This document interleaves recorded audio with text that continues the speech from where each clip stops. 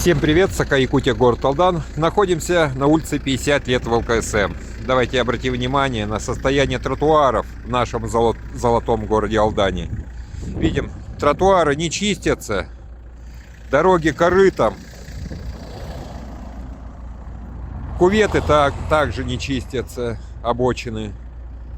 Видим, следы, люди ходят по обочине и по такой вот тропе пробили. Но это что такое? Вот это вот хамское отношение наших чиновников, которые не соизволят принять решение о чистке тротуаров в нашем золотом городе Алдане. Вы посмотрите, в каком состоянии тротуары. Ну, сделали тротуары.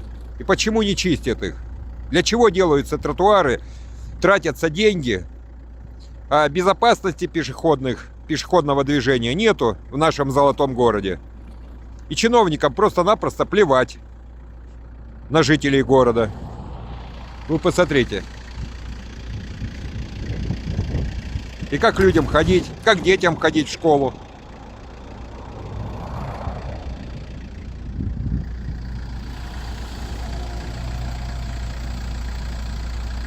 Вот такие дела. Всем спасибо за внимание.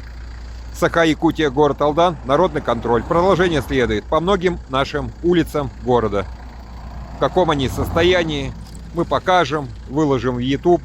Пусть посмотрят все. Может, кто-то примет меры к нашим чиновникам. Такой большой штат развели, а работать они не желают в интересах жителей города. Всем пока.